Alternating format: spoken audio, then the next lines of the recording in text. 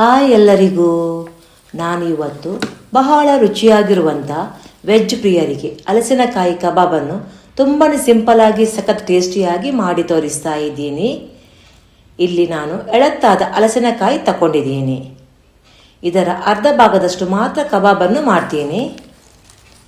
ಅರ್ಧ ಭಾಗದ ಹಲಸಿನಕಾಯಿಯ ಸಿಪ್ಪೆಯನ್ನು ತೆಗೆದು ನಂತರ ಮೀಡಿಯಂ ಪೀಸಸ್ ಆಗಿ ಮಾಡಿ ನೀರಲ್ಲಿ ಹಾಕಿ ತೊಳೆದು ನಂತರ ಸ್ವಲ್ಪ ನೀರಾಕಿ ಸ್ವಲ್ಪನೇ ಉಪ್ಪು ಮತ್ತು ಅರಿಶಿನ ಹುಡಿ ಹಾಕಿ ಗ್ಯಾಸ್ ಸ್ಟವ್ ಆನ್ ಮಾಡಿ ಒಂದು 5 ನಿಮಿಷ ಬೇಯಿಸ್ತೀನಿ.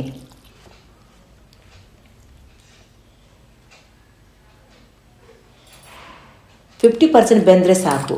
ಬೇಯಿಸದೆ ಡೈರೆಕ್ಟ್ ಆಗಿ ಮಸಾಲೆ ಹಾಕಿ ಸಹ ಮಾಡಬಹುದು, ಆದರೆ ಸ್ವಲ್ಪ ಹೊತ್ತು ಜಾಸ್ತಿ ಫ್ರೈ ಮಾಡಬೇಕಾಗುತ್ತೆ.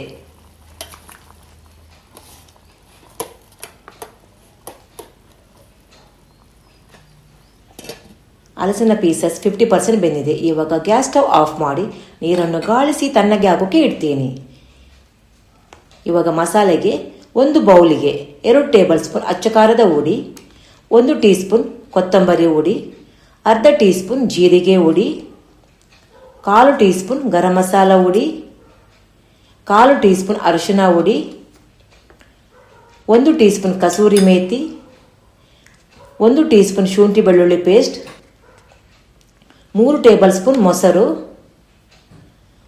3 ಟೇಬಲ್ ಸ್ಪೂನ್ ಕಾರ್ನ್ಫ್ಲೋರ್ ಹುಡಿ, 1 ಟೇಬಲ್ ಸ್ಪೂನ್ ಕಡಲೆ ಹುಡಿ, 1 ಟೇಬಲ್ ಸ್ಪೂನ್ ಮೈದಾ ಹುಡಿ. ಅಕ್ಕಿ ಹುಡಿ ಇದ್ದರೆ 1 ಸ್ಪೂನ್ ಹಾಕಬಹುದು. ರುಚಿಗೆ ತಕ್ಕಷ್ಟು ಉಪ್ಪನ್ನು ನೋಡಿ ಹಾಕಿ, ಯಾಕಂದರೆ ಹಲಸಿನಕಾಯಿ ಬೇಯಿಸುವಾಗ ಉಪ್ಪು ಹಾಕಿದ್ದೀನಿ.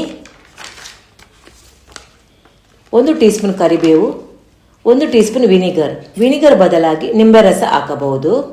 ಇವಾಗ ಎಲ್ಲವನ್ನು ಚೆನ್ನಾಗಿ ಮಿಕ್ಸ್ ಮಾಡಿ ಕಲಸಿ ನಂತರ ಬೇಯಿಸಿದ ಹಲಸಿನ ಪೀಸನ್ನು ಹಾಕಿ ಎಲ್ಲವನ್ನು ಚೆನ್ನಾಗಿ ಮಸಾಲೆಯಲ್ಲಿ ಮಿಕ್ಸ್ ಮಾಡಿ ಅರ್ಧ ಗಂಟೆ ಮ್ಯಾರಿನೇಟ್ ಆಗೋಕ್ಕೆ ಬಿಡ್ತೀನಿ.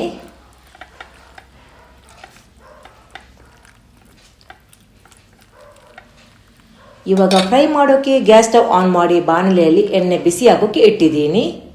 ಎಣ್ಣೆ ಬಿಸಿಯಾಗಿದೆ. ಇವಾಗ ಮ್ಯಾರಿನೇಟ್ ಮಾಡಿಟ್ಟ ಹಲಸಿನ ಪೀಸನ್ನು ಒಂದೊಂದೇ ಹಾಕ್ತೀನಿ. ಗ್ಯಾಸ್ ಮೀಡಿಯಂ ಫ್ಲೇಮಲ್ಲಿ ಇಟ್ಟು ಫ್ರೈ ಮಾಡಬೇಕು. ಹಾಕಿದ ಕೂಡಲೇ ತಿರುಗಿಸಿ ಹಾಕಬೇಡಿ. ಒಂದು 2 ನಿಮಿಷದ ನಂತರ ತಿರುಗಿಸಿ ಹಾಕ್ತಾ ಫ್ರೈ ಮಾಡಿ. ನೋಡಿ, ಕಬಾಬ್ ಫ್ರೈ ಆಗಿದೆ. ಎಷ್ಟು ಚೆಂದ ಕಾಣ್ತಾ ಉಂಟಲ್ಲ. ಇದನ್ನು ಒಂದು ಪ್ಲೇಟಿಗೆ ತೆಗೆದಿಡ್ತೀನಿ. ನೋಡಿ, ಎಣ್ಣೆಯಲ್ಲಿ ಸ್ವಲ್ಪ ಸಹ ಕೋಟಿಂಗ್ ಬಿಡಲಿಲ್ಲ. ಹಾಗೆಯೇ ಉಳಿದ ಎಲ್ಲ ಹಲಸಿನ ಪೀಸನ್ನು ಫ್ರೈ ಮಾಡಿ ತೆಗಿತೀನಿ. ನೋಡಿದ್ರಲ್ಲ ಎಷ್ಟು ಸುಲಭವಾಗಿ ಮಾಡಬಹುದು ಹಲಸಿನ ಕಬಾಬ್. ನೋಡೋಕೆ ಎಷ್ಟು ಚೆಂದ ಕಾಣ್ತಾ ಉಂಟಲ್ಲ. ಟೇಸ್ಟ್ ಕೂಡ ಸಖತ್ತಾಗಿದೆ. ನೋಡಿ, ನಾನ್ ವೆಜ್ ಥರನೇ ಕಾಣ್ತಾ ಉಂಟಲ್ಲ. ನನ್ನ ಇವತ್ತಿನ ಹಲಸಿನ ಕಬಾಬ್ ರೆಸಿಪಿ ನಿಮಗೆ ಇಷ್ಟವಾದರೆ ಒಂದು ಲೈಕ್ ಕೊಡಿ.